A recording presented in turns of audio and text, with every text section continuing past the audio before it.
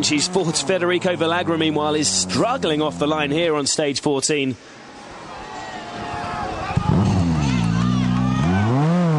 He does eventually crawl away from the line, but something clearly still amiss with that focus. He makes it through this stage, but loses the best part of 9 minutes in here. Villagra's delay sees privateer Conrad Rautenbach move up to 6th. Uncharted territory for the reigning African champion. 70. Back to Petter Solberg now, though, as he nears the finish line. Just 4.1 seconds ahead of his teammate Chris Atkinson before this stage. Has he been able to extend his lead? Black crest. 300. Black crest. Go on. Encouragement from co-driver Phil Mills, and that's a terrific time from the Norwegian. Petter, I thought there would be a bigger smile on your face. You've just took 10 seconds out of your teammate. That's now 14.1 in front. Yeah. But we can't take any risk, you know. It's so important to take the cars to the finish. So, well, I did quite well, you know. The guys did some setup change in the car, and things are working better. So, not so bad actually. Good fun. So Solberg doing everything to make that second place his, and with Ghali's exit, the situation on the leaderboard is looking much clearer. And what is very clear is that Sebastian Loeb is still in control at the top. Highlights of the remaining stages from day 2 of Rally Argentina coming up after the break.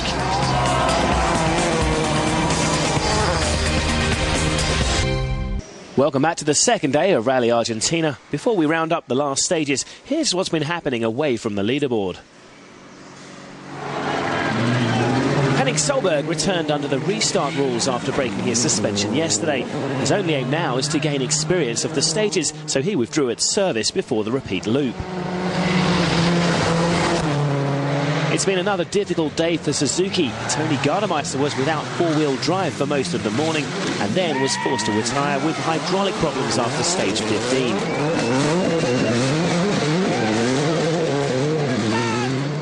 P.G. Anderson was another back in under the restart rules today, but he found more trouble.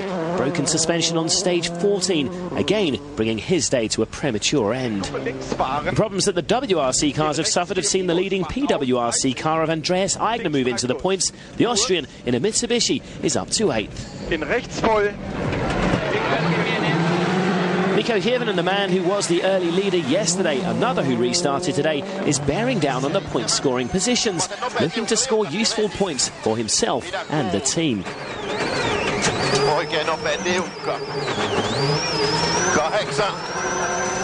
And Mikko could find himself moving up another position, although it's at the expense of another Ford Focus. Matthew Wilson had been up to 5th, but all that good work was spoilt when he crashed out at the end of stage 15. What's happened there? Don't know.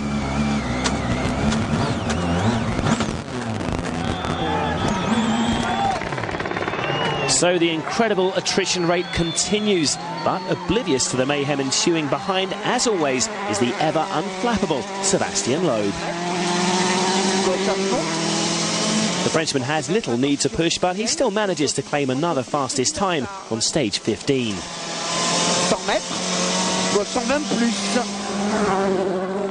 Whether it's down to team orders or the Norwegian's own determination, meanwhile, Petter Solberg has continued to pull away from his teammate Atkinson. Keep left of a crest into 6 right long, tight ends. Petter is second fastest on stage 15 and then bags another pair of fastest times on the next 2. Atkinson, it appears, has backed right off. If positions were to remain the same, Subaru will be looking very strong in the manufacturer's standings come Sunday afternoon. So securing these podium places will be the order of the day now. 9 right, very long. 13, crest 9 left, press open.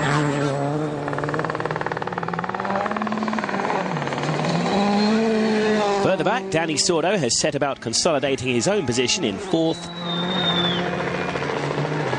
And Conrad Rautenbach, after a frustrating debut season in the WRC so far, is finally seeing some reward for his perseverance. He's still running in a fantastic 5th. Federico Villagra's problems have continued throughout the afternoon, though. Still hemorrhaging time, the Argentinian has begun to slip down the leaderboard. And this has aided Mikko Hirvonen in his impressive resurgence since retiring yesterday. Ford's number 1 has moved past Villagra, as well as edging past the Group N Mitsubishi of Aigner. It's looking like Mikko will end the day in an incredible 6th place.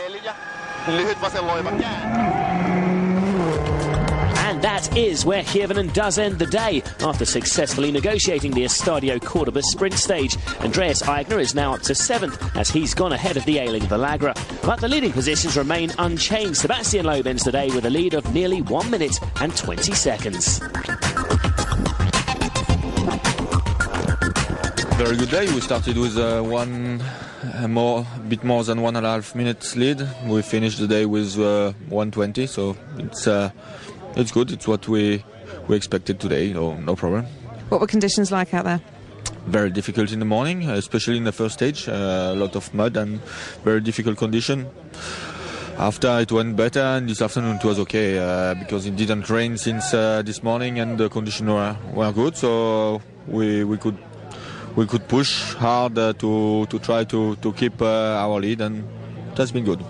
Petter, can you sum up your day for me today? Well, I must say, 1.5 stage this morning, things felt good.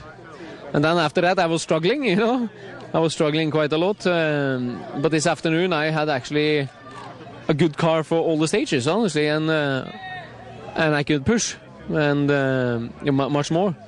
So that is the difference. Well, they did something at service, and they just transformed the whole thing. They know what it is and what they did, but it was just one thing. But that can be enough to get the confidence, What was that one thing? Well, it's grip. That's one thing, grip. Mina Clavera, El Condor tomorrow, 2 of Argentina's big stages. What are you looking forward to about that? Well, I like that. This stage is very well, very much, and so we're going to take it calm, and we have done not so bad today either. No big attack, so finish rally, get some points, and then get ready for next rally. So just one day of Rally Argentina to go, but it involves some of the toughest stages of the championship. You can find details of those at WRC.com, and make sure you join us tomorrow.